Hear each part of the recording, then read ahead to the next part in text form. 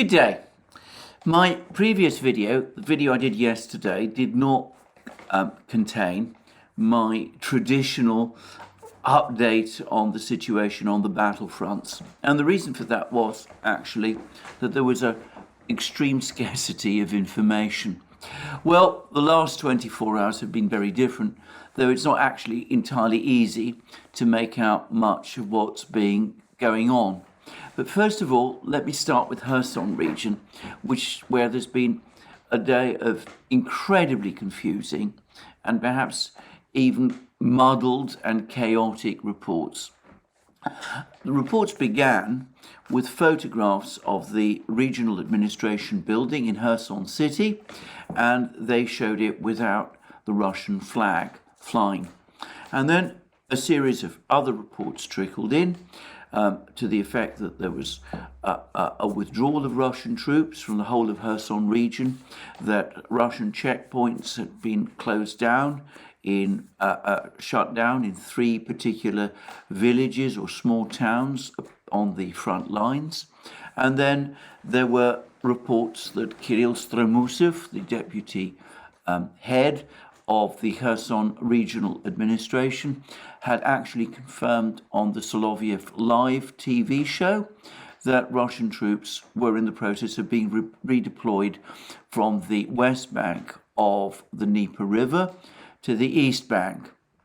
And this led to the usual outburst of speculations, discussions, rumours about what was exactly going on. And then, as the day progressed, doubts began to appear. Firstly, other Russian journalists travelled around Kherson city and found that whilst indeed the Russian flag was indeed no longer flying over the building of the regional administration of Kherson, Russian flags were present in all the other administrative buildings of Kherson region, of Kherson city. Then we got another account of what Stromusov said on Soloviev Live, and it somewhat contradicted the excerpt of his previous words about Russian troops probably being withdrawn to the east bank of the Dnieper River. The latest reports had him saying that there seemed to be a reduction of Ukrainian forces on the front lines, that whereas previously the Ukrainians had been launching attacks in battalion strength, now those attacks were only taking place at company strength, that the Ukrainians were in fact probing and testing the Russian front lines, but so far the Russian front lines right across Kherson region were holding. And then we got reports that there was a missile attack on Kherson region by the Ukrainian military, which had been allegedly, this is from the Russian side, partially repelled by the Russian air defenses. Apparently the missile strike was focused on Kherson's shipyard. And then there was a further report, this time from the Ukrainian General Staff, in which they said that they were aware of the fact that the flag had been taken down from the regional administration building of Kherson, in Kherson city, but that this was all a provocation, a cunning plan by the Russians to lure the Ukrainians into a premature advance on Kherson city, in which case presumably they would have been trapped and destroyed by the Russian army. And in fact, as the day has progressed, there's been no news of any significant changes on the front lines in Kherson region, at least no news up to the point of making of this program. On the contrary, in fact, the Russian Ministry of Defense provided its usual routine update of the situation along all of the battlefronts. And they spoke of Ukrainian attacks in Kherson region, up to 5 companies strength. That would be about 500 men, which had, however, been successfully repelled. And there was no indication there of any plan to pull out of Kherson region or of Kherson city. So what do I want to make of all of this? Well, I think the first thing to say is that I have absolutely no doubt that there is a Russian contingency plan to pull out of Kherson region if the situation calls for it.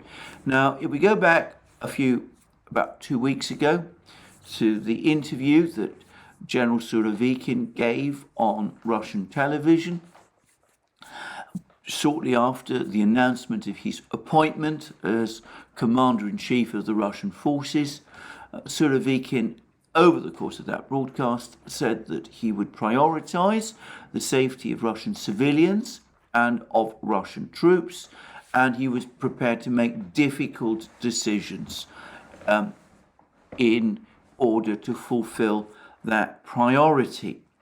Now, difficult decisions doesn't translate into a withdrawal from Kherson region, at least Kherson region, west of the Dnieper, or from Kherson city. And that's not what Surovikin said. And several people have written to me and pointed out that, difficult decisions, all decisions in war that a commander-in-chief has to make are difficult, and that defending Kherson city is also a difficult decision, which of course is true. But I would have expected that if there was no intention or no plan to evacuate Kherson city, no plan at all, and if the Russians had made a decision to defend Kherson city, Surovikin would have probably said something along those lines. He would have said something like, there is no intention to evacuate from Kherson city. The fact that he said that he was prepared to leave, to make difficult decisions, to me, points clearly to Surovikin keeping his options open, and one of those options is to withdraw from Kherson city if the situation calls for it. And there is something else that's been going on over the last couple of weeks, week or so maybe, which I have to say also seems to be consistent with at least a contingency plan to pull out of Kherson city or Kherson region if the situation requires it. That is less this civilian evacuation, which has been a stop-go affair. Yesterday, by the way, the Kherson Regional Administration announced that the evacuation had been ended. They've said this before, but they said it again, which doesn't seem to be consistent with a general pull-out from Kherson region, if that is indeed the case. But anyway, less than the evacuation of civilians from Kherson region. The thing which to me strongly suggests that there is at least a contingency plan to evacuate from Kherson region is the fact that the Russians have been systematically clearing Kherson city of Russian monuments. The most important of which that I discussed in a video a short time ago was the removal from Kherson, from the church where he was buried, of the remains of Prince Potemkin Tavrichevsky, the Russian commander who liberated this region or conquered this region from the Ottoman Turks in the 18th century, and who is in fact the founder of Kherson city and of Sevastopol and of other cities in this area. But there have been other monuments as well, Russian monuments as well, which have also been removed from Kherson city over the last week or so. Only yesterday, there were reports that a monument to a Soviet general, General Margelov, has also been removed from Kherson city. Now, you can explain this in all sorts of ways. You can say that this is partly to protect these monuments from devastation, from damage as a result of Ukrainian artillery or missile strikes, or in the event of street fighting in the city, which is possible.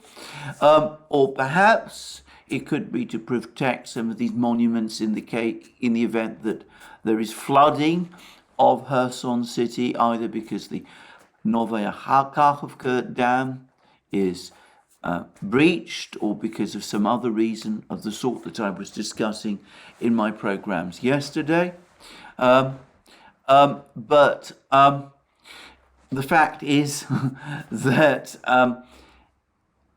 the most plausible explanation for the removal of these monuments is in order to protect them in the event that the Ukrainians were ever to return to the city. I mean, I have to say that I'm going to get pushback from some people about this, but this seems to me the most simple explanation, and I've no doubt the true one. So, as I said, I've no doubt at all that there is a contingency plan, at the very least, to pull back from Kherson region and from Kherson city, to transport all the Russian military across the Dnieper to the East Bank if the situation calls for it.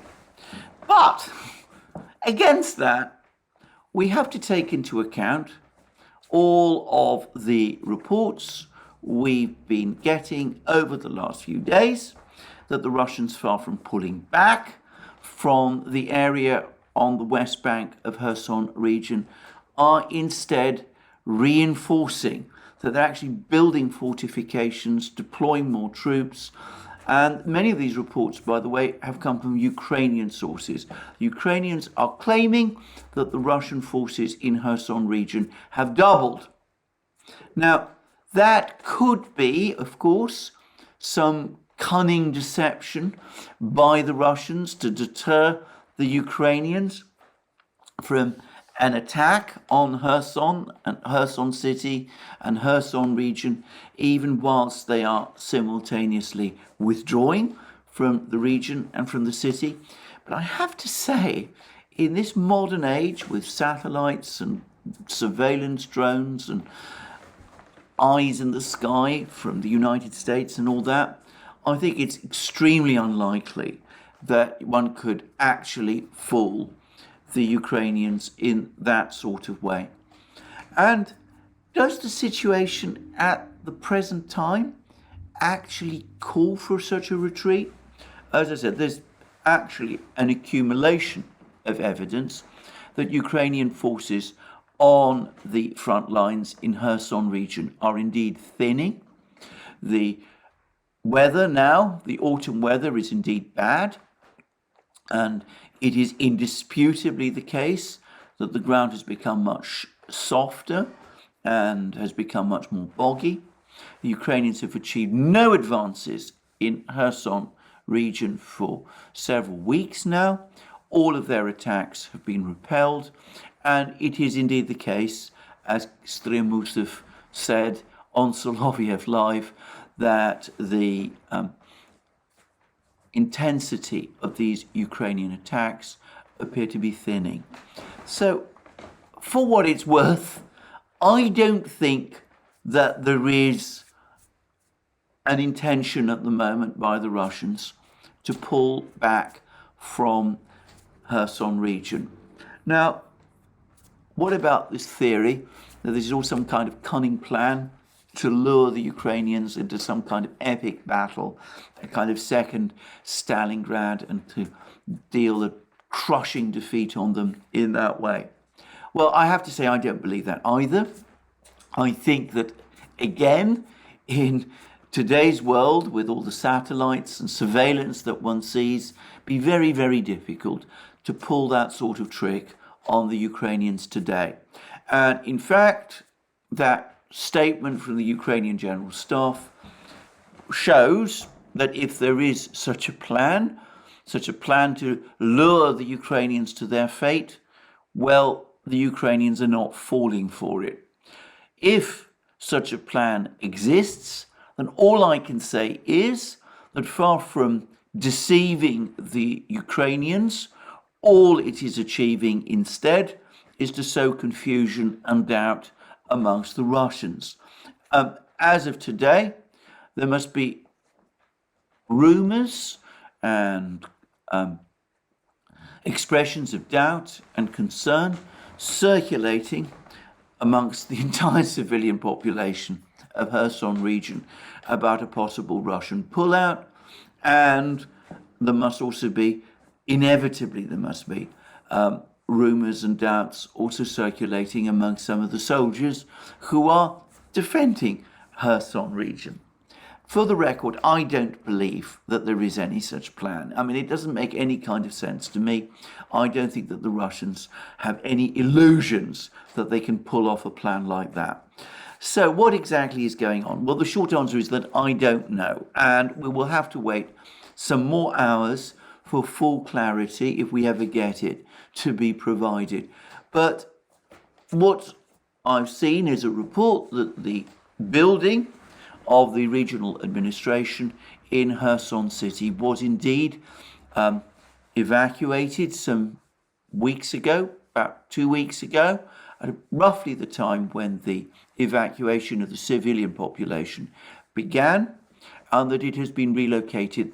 The civilian and, by the way, military authorities, the military headquarters in Kherson region have been relocated to the town of Genushek, which is on the Sea of Azov, not just on the east bank of the Dnieper River, but well out of HIMARS missile range. Now that, by the way, seems to me completely sensible. I mean, the one thing we have seen is that Kherson city is within missile range of the Ukrainian military. I mean, they're able to launch missiles and carry out attacks, strikes on Kherson city. And given that that is so, it doesn't make any sense to me to have your headquarters in a place where it could be attacked and is easily exposed to attack by the Ukrainian military. So I suspect that that's all that happened, that the decision was taken. It was in fact announced some time ago to relocate the headquarters, both the civilian and military headquarters, to this town on the Sea of Azov. And as a result, the flag was taken down from what is now essentially an empty building. Perhaps also alerting the Ukrainians to the fact that this building is indeed empty and that there's no point, therefore, in striking it, this being a building which presumably both the Russians and the Ukrainians, for their separate reasons, would want to preserve. Now, because this has not been explained, because as of the time of making of this program, there has been no satisfactory or clear explanation of any kind from the Russian authorities about what they're doing. Well, there's been an avalanche of rumors and speculations and discussions, and we've had all these rumors that all of this, just the pulling down of the flag, is enough to signal a Russian pullout from Kherson region. Now, if this reconstruction is correct, then yet again we have a further example of the failure of the Russian civilian and military authorities to provide sufficient clarity to their own public, both their military and their civilian public, about what is going on. I understand that they have to keep their plans secret, but as I said, this habitual secrecy, which by the way contrasts so strongly with what the Ukrainians do, all it can do, all it does, it seems to me, is sow doubt and confusion and a degree of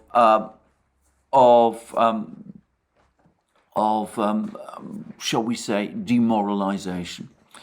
Anyway, let's discuss the other things that are going on. Obviously, there may be more news about what's going on in Kherson region over the next couple of hours. It could be that by the time this program comes up, the situation has changed and that there is some kind of Russian pullout going on after all. The next few hours will say this is the best I can do at the moment. But what is going on the other battlefronts? Well, the short answer is that everywhere now, at least in most of the places, except in the urban locations, things are now being slowed down by the soft ground, by the bog, if you like. In other words, both the Ukrainians and the Russians are becoming impeded by the soft, muddy ground, by the rains and all of that, which are making it more difficult for either side to carry out important or effective advances. And there was a very interesting post from Alexander Khodorkovsky, the commander of the Vostok battalion, which is or regiment, which is one of the best units of the Donbass, of the Donetsk militia. And he was describing the situation in Vuhledar and in Pavlovka. And he was saying that the Russian forces there are continuing to make incremental advances in Pavlovka itself. From what I can understand, they've now increased their area of control there, and they've also made some progress in capturing Novaya Mikhailovka. But Khodorkovsky did go on to say that it's been slowed, partly because in order to send supplies and reinforcements to the troops the Russian troops who are recapturing Pavlovka, the Russians have to cross open ground, which is now soft and boggy, and where they can be exposed to artillery fire from the Ukrainians who are still located within Vuhledar itself. So he suggested that the fighting is still going on, that the Russians are continuing their advance, but of course it's also slowed down. And elsewhere, we've received reports that the Ukrainians very predictably have redeployed some of their forces to Vuhledar and also, by the way, to Bakhmut, which I'll come to in a moment, and that they've done so by withdrawing troops from the Oskol River area, so that there's been a redeployment by the Ukrainians. From the area where they were previously trying to launch some sort of offensives to try to firm up the defenses in these two important towns, in Vuhledar and in Bakhmut city. Now, the key point to understand about Vuhledar is that, as I've said previously, that its primary importance is the fact that it just sits astride the main communication route for the Ukrainian military uses in transporting or in ferrying supplies to the front lines, the Ukrainian front lines opposite Donetsk city. These are these places where the Ukrainian forces have built very elaborate fortifications and from which their artillery shells Donetsk city. And in a live stream that we did on the Duran about 10 days ago, in which we interviewed briefly Patrick Lawrence, this intrepid reporter who is there on the ground in Donetsk, in Donbass, and actually reports things from the battlefields. Patrick Lawrence, who is present in Donetsk, has told us about the extreme stress that this constant shelling of Donetsk causes and of the effect on morale in the city, this Russian-controlled city, this area that is now, in Russian eyes, a part of Russia, that there would be a dramatic lifting of morale if finally this shelling could be brought to a stop. This Ukrainian shelling of Donetsk city could be brought to a stop. And this, of course, no doubt greatly explains the priority that is being given to trying to clear the Ukrainians from these fortifications, these fortified lines, so as to bring that kind of shelling to a stop. Well, as chance would have it, early this morning, at about the same time that there was all the buzz of excitement about what was going on in Kherson region and Kherson city, there were also reports that the Donbass militia has succeeded in breaking through Ukrainian defenses in Mariinka, which is the fortified village the Ukrainians have, where the Ukrainians have important fortified lines, and which is at the other end, if you like, of the road that leads from Vuhledar. Now, the Russians say that they've managed to launch artillery strikes on Ukrainian supplies and troops moving up and down this road. I doubt, personally, that this would have been enough in itself to create any breakdown of Ukrainian resistance in Mariinka, if it has indeed happened. I think it would be too soon for Ukrainian forces in Mariinka to feel the effect of any reduction in the supplies which they are receiving. But it could be that if communications to Vuhledar are indeed being interrupted, that might indeed be causing some degree of demoralization, worry amongst Ukrainian troops. They may be worried that before long they themselves will be encircled, and possibly, just possibly, this might have caused some sort of a retreat or failure of the Ukrainian defences there.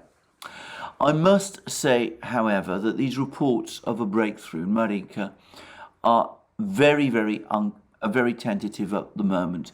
Riba, this mysterious Russian blogger or blogging community, which I have in the past speculated probably has some connections to at least some element within the Russian intelligence community.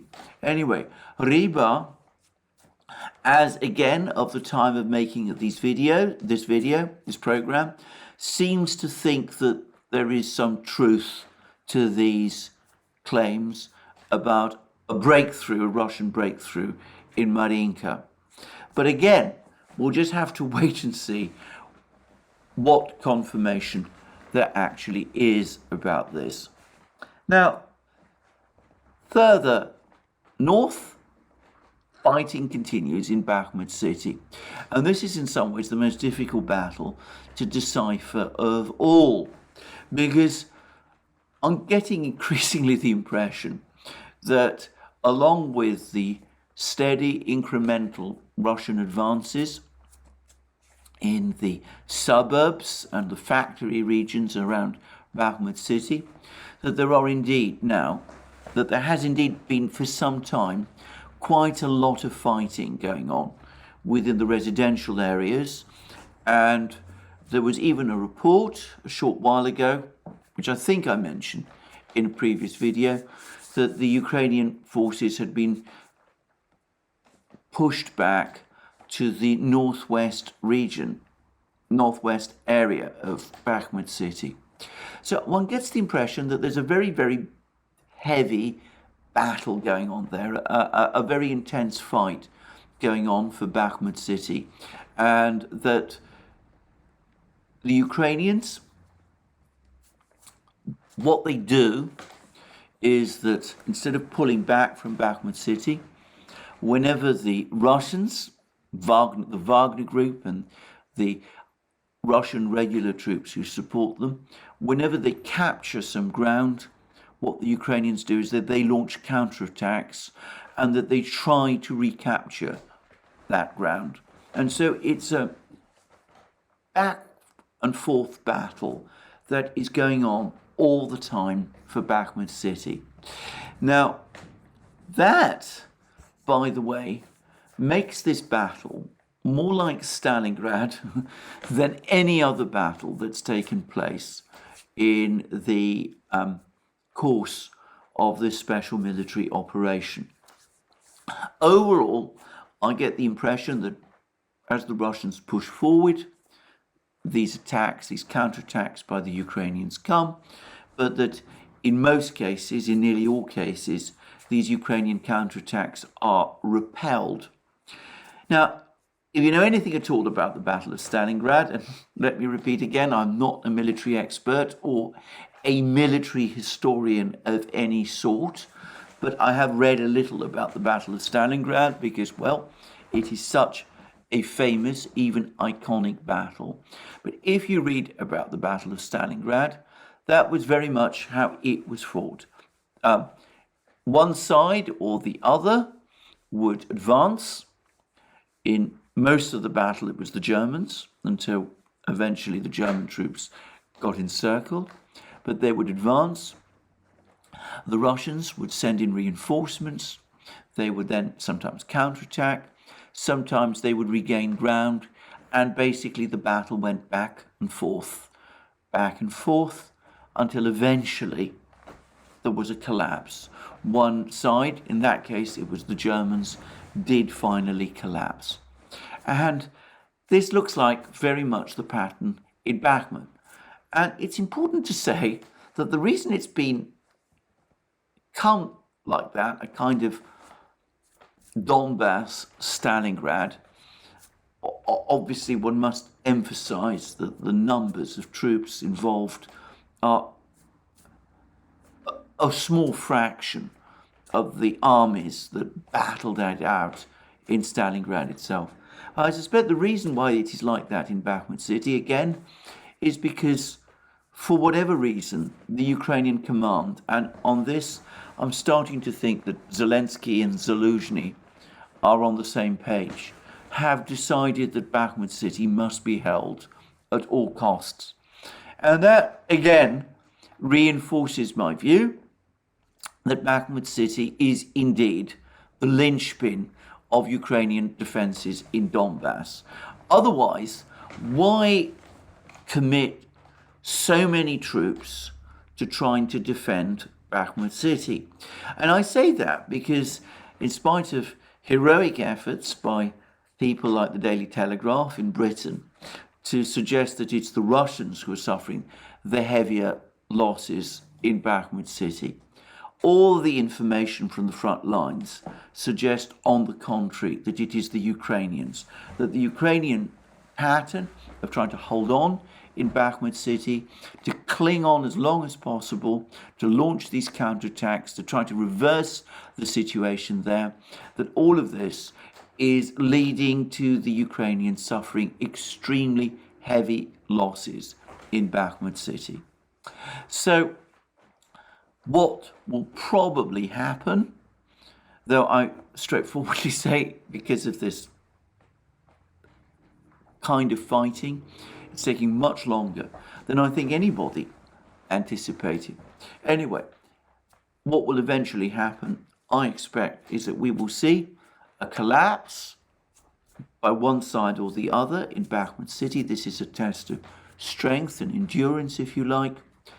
All the indications are that it will be eventually a Ukrainian collapse.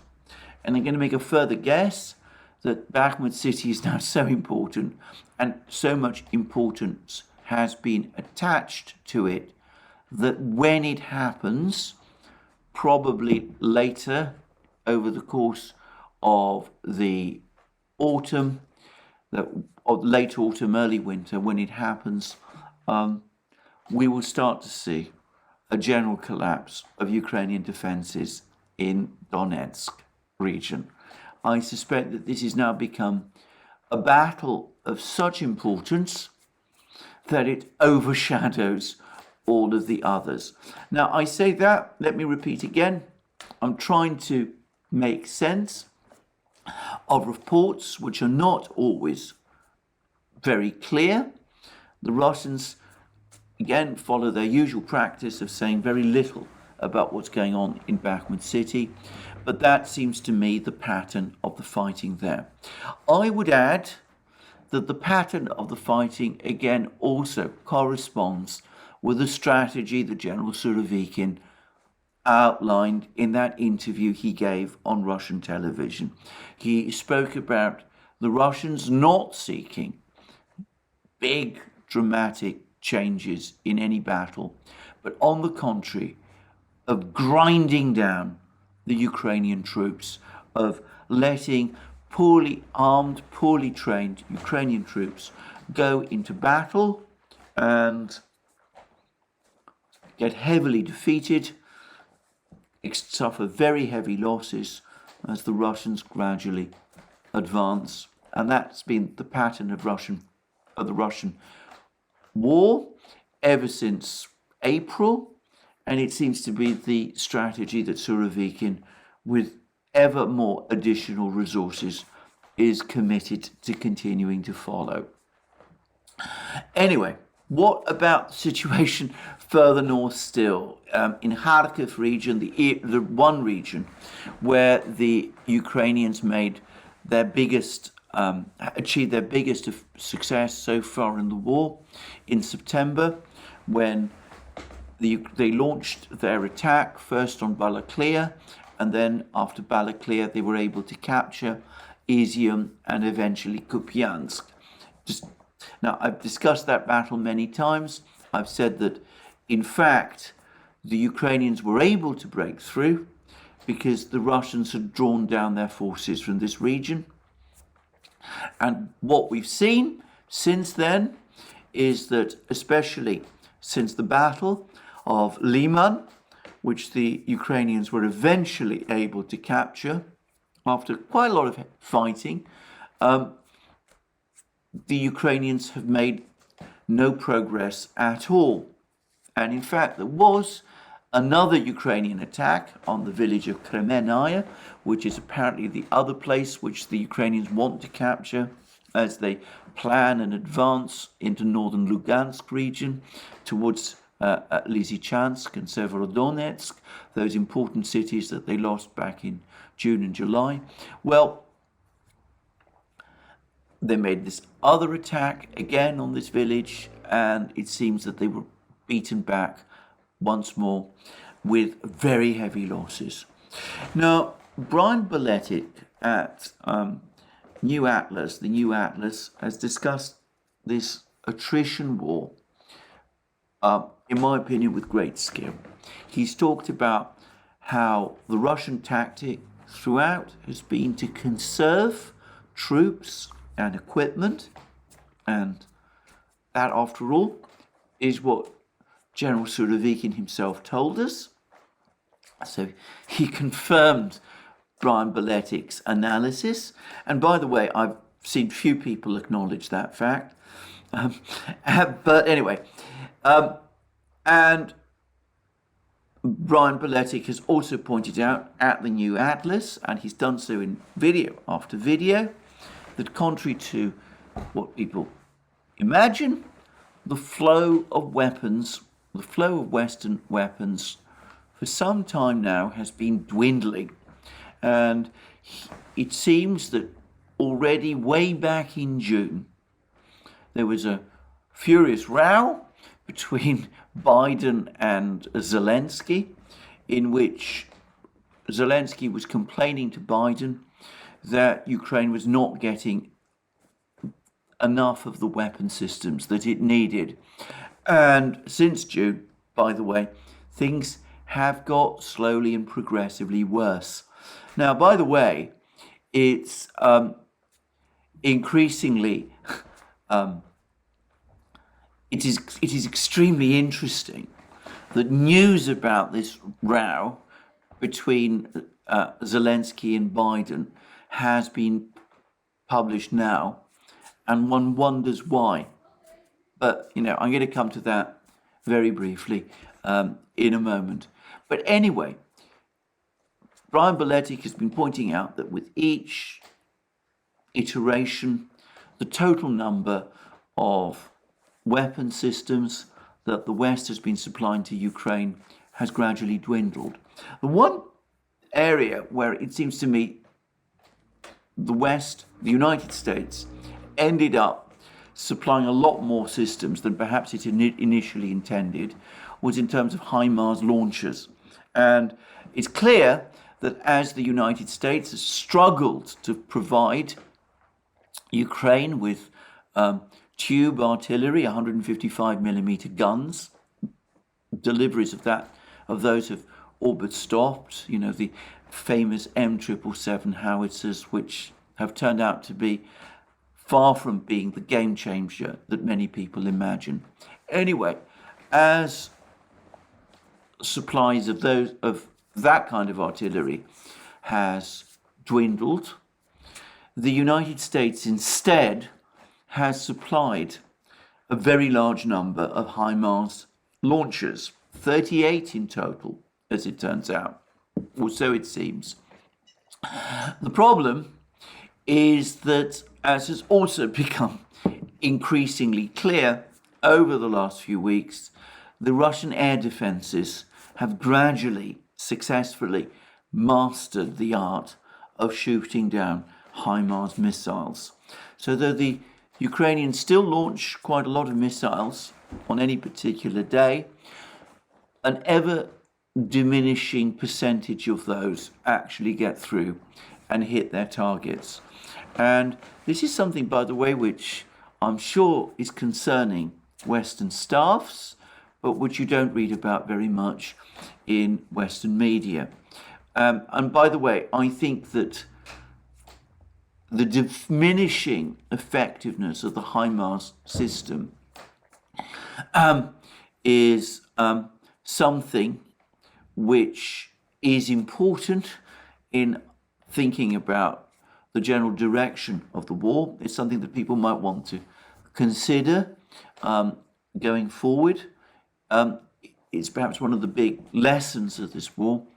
It is of how enormously effective Russian air defenses are, how they're able even to shoot down artillery shells in mid-flight, apparently, something which I find extraordinary, and how they have successfully managed to deal with the majority of HIMARS missiles, something which I think is going to alter the face of war going forward. It shows that the era of air defense systems, the kind of integrated air defense system that the Russians have created, that has now come, and that the period of undisputed aerial superiority by Western aviation is now gradually fading. Anyway, to press on, Brian Beletic has talked about the fact that the United States, and by the way, something like 80 to 90% of the weapon systems that Ukraine has received from the West are in fact coming from the United States, that the United States is struggling to provide more weapon systems, and gradually Ukraine's forces are being attritioned away. Now, I've discussed previously lots of discussions, lots of reports about Ukrainian combat losses. I've said that the most authoritative up to now, in my opinion, has been something that Sergei Shoigu, the Russian defense minister, said back on the 21st of September. He put Ukrainian losses, both dead and severely wounded, at 110,000. There have been other figures which have been much higher, but those are the figures that Shoigu gave. And I think that we've now received indirect corroboration from the Ukrainians that is roughly the correct number, because Ukraine has ordered another mobilization of 100,000 men. This would be, well, I've lost count of how many mobilizations Ukraine has undertaken since the start of the conflict. But this mobilization of 100,000 men is apparently explicitly said to be about bringing existing military units back up to strength. In other words, the Ukrainians are trying to replace their combat losses. Shoigu says that they're roughly 100,000. The Ukrainians are calling up 100,000 reservists or men to fill the gaps. The numbers, or so it seems to me, sort of tally. Now that means that this latest mobilization by Ukraine is very different from the mobilization that Putin ordered back on the 21st of September of the 300,000 men. That, when it is completed, will massively reinforce and enlarge the Russian forces that are engaged in this war. It will provide the Russians with a much bigger force than the one they started the war with. So this is the difference. And the fact that Ukraine is only calling up 100,000 men in order to replace its losses, or so it seems to me, is perhaps a sign that the manpower pool, the pool of available manpower, is reducing. So there we go. The attrition that Brian Beletic has been talking about, the attrition that General Surovikin in his interview on Russian television said was the Russian plan. General Surovikin said that he was going to grind down the Ukrainian forces, and that, it seems to me, is what he's doing. Now, that, as I said, summarizes the state of affairs on the battlefields. Now, I'm going to just add one last thing. I've heard a completely unconfirmed report from a British source about the life expectancy of a Ukrainian soldier on the front lines once they've been trained and sent to the front lines. I'm not going to say what it is. I don't want to say anything at all that might reveal the source. But all I will say is I found the information shocking. Anyway, that's all I'm going to say about that. And it was from a British source, and it seems to be a reliable source as well. Anyway, that's where we are on the battlefronts. You didn't get a battlefield report from me yesterday. Well, I think I've more than made up for that today. You've had a very, very detailed one indeed, and I hope I've provided some clarity on what is actually at the moment a fairly confused picture.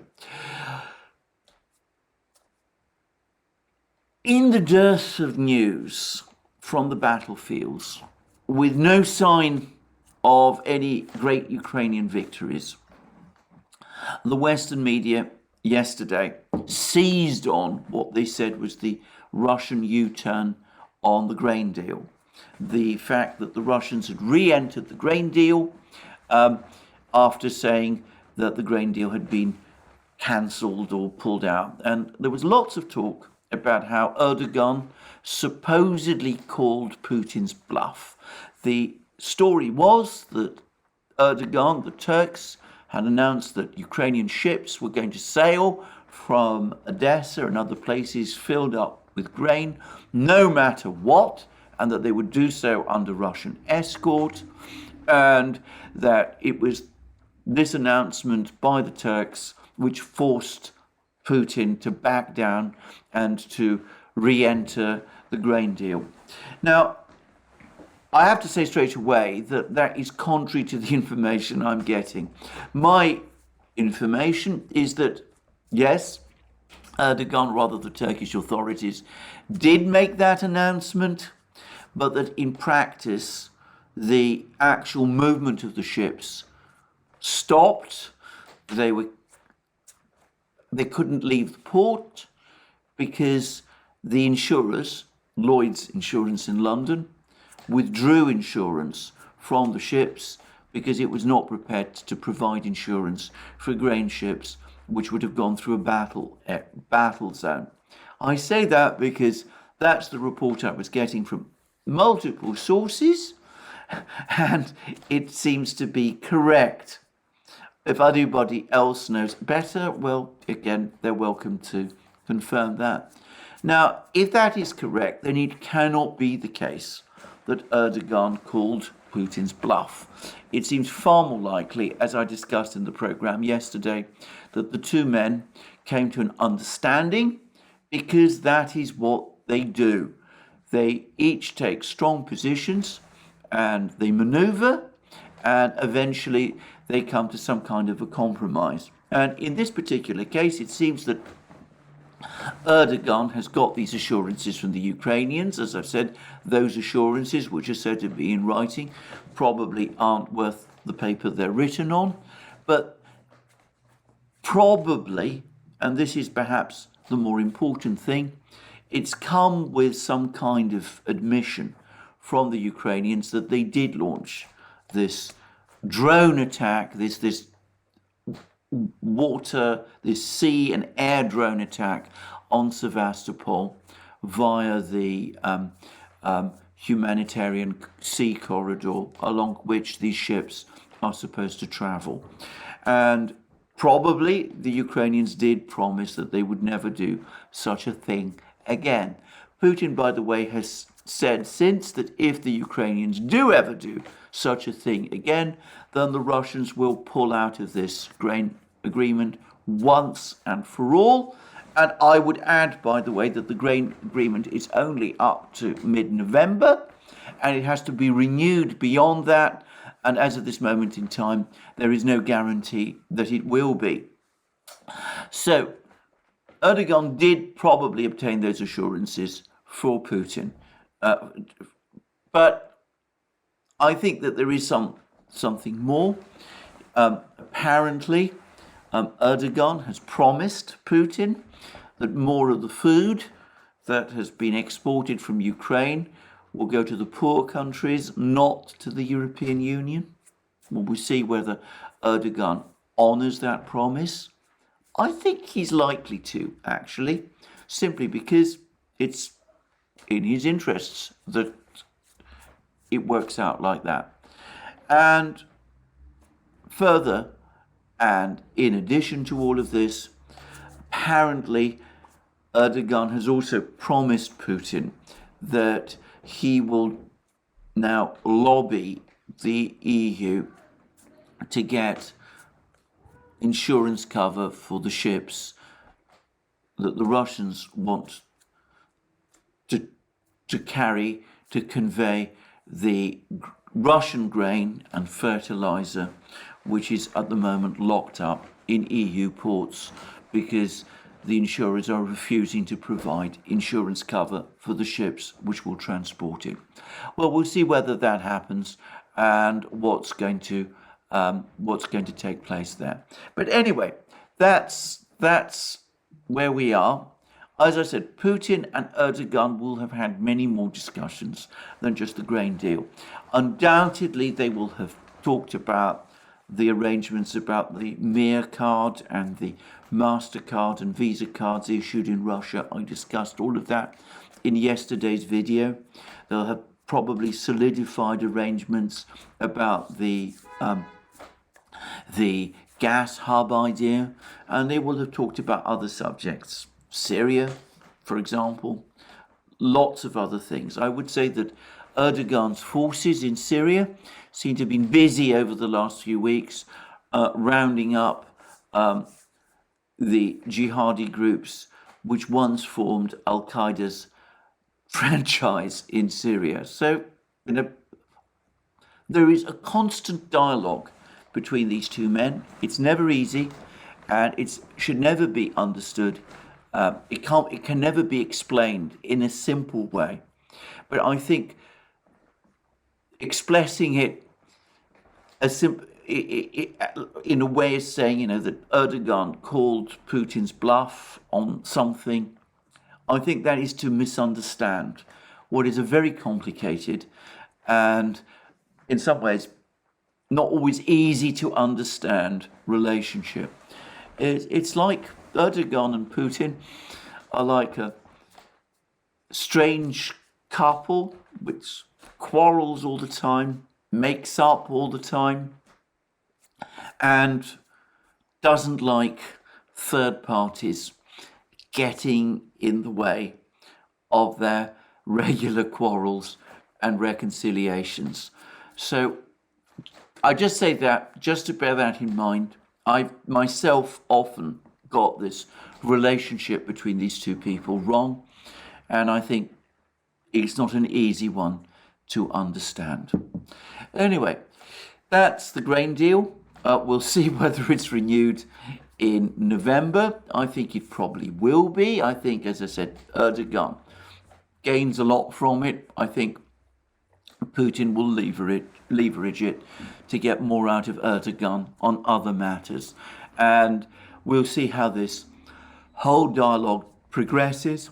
I personally would not be surprised to see Putin and Erdogan having a meeting before very long. Anyway, that's the situation on the battlefields. That's the situation with the grain deal. What other things are going on? Well, the big news for me, obviously, I think for many people, is that the Federal Reserve Board acted on its promise of increasing interest rates by 75 base points. A further indication, by the way, that not all is well. In fact, things are far from well with the US economy. And it's going to have massive repercussions right around the world, in Britain, in the EU, elsewhere. And I'm getting, again, lots of very horrendous information coming out of Germany about German factories stopping production because of the high energy costs that they are facing. There's been articles about this on Reuters. By the way, somebody wrote to me an email attaching this article from Reuters. Let me say I'm very grateful to that person for doing so. But anyway, it seems that lots of factories are shutting down across Germany and are not producing anymore. And perhaps that explains why Chancellor Scholz is now off to Beijing with a big business delegation, even though that is proving very unpopular with the Greens within his own party. It seems that even Scholz understands that, having quarrelled and busted Germany's relationship with China, with Russia, he can't afford to do the same with China. And this has provoked some anger in parts of the British and American media, and probably we'll see whether it sticks.